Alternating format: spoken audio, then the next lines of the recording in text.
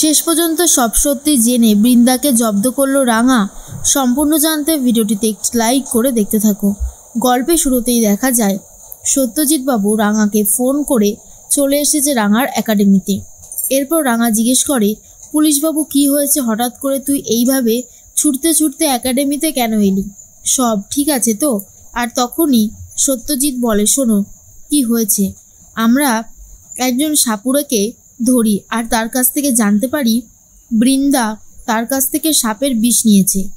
আমরা অনুমান করছি ও যে বিষটা নিয়েছে সেটা কোনো খারাপ কিছুতে ইউজ করবে বলেই নিয়েছে, তাই তোমাকে সাবধান করতে এলাম। এর মধ্যে রাঙা বলে, কিন্তু পুলিশ স্যার, যদি বড় বৌদিদি নিজের কোনো ক্ষতি করে ফেলে তখন কি হবে? সত্যজিৎ বলে, দেখো সেটা বৃন্দা করবে কি না আমার যথেষ্ট ডাউট আছে, কারণ এই রকম মেয়েরা সবসময় অন্যের ক্ষতি করেই বেশি মজা পায়, তাই তোমাকে আমি সাবধান করে গেলাম।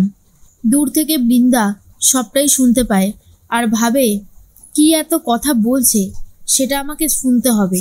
কিন্তু সত্যজিৎ কথা বলেই সেখান থেকে বেরিয়ে চলে যায় আর তারপরেই ডিরেক্ট চলে গেছে রাঙাদের বাড়িতে।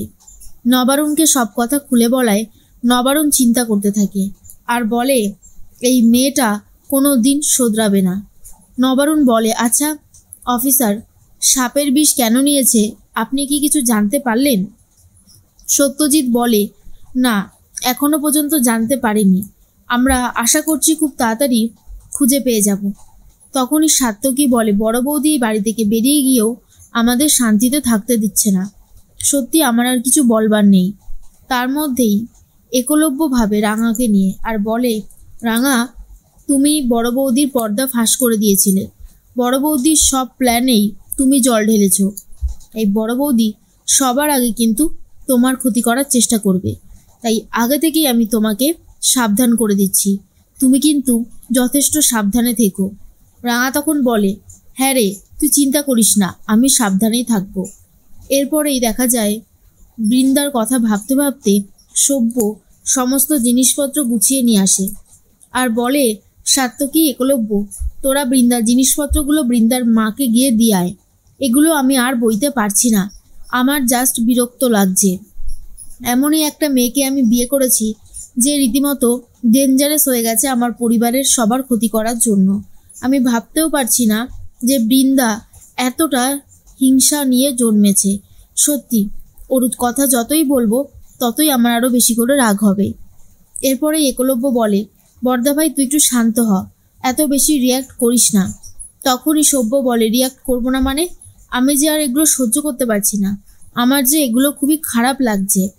তার মাঝখানেই রাঙা সন্ধেবেলায় সন্ধে দিতে থাকে।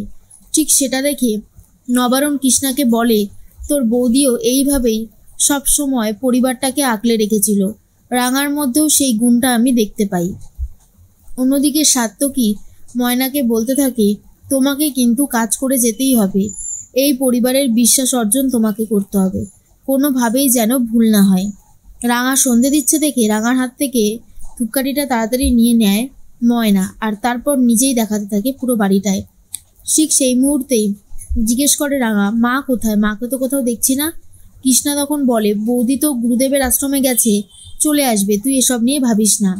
বাড়িতে একটা পার্সেল চলে আসে, কিন্তু সেই পার্সেলটা কিসের পার্সেল সেটা এখনো পর্যন্ত জানা যায়নি।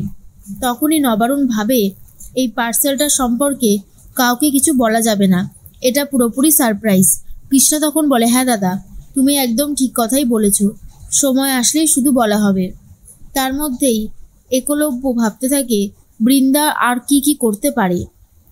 ময়না সাত্যকীকে বলে, যেই পার্সেলটা আসলো সেটা একবারও দেখালো না, কি এমন রয়েছে পার্সেলে সেটাই তো বুঝে উঠতে পারছি না, এমন কিছু একটা রয়েছে যা আমাদেরকে দেখাতে চায় না। সাত্যকী বলে, দেখাতে চায় না বললে তো হবে না, দেখাতে হবে, আমরা ঠিক জানবই ওর ভেতরে কি আছে। ঠিক তখন ময়না ভাবে, নিশ্চয়ই কোনো দামি জিনিস আছে হয়তো। এরপরে নবারুণ কৃষ্ণাকে বলে, শোন, জিনিসটা এমনভাবে রাখবি যাতে পুরোটাই সারপ্রাইজ থাকে, কোনোভাবেই যেন কেউ জানতে না পারে।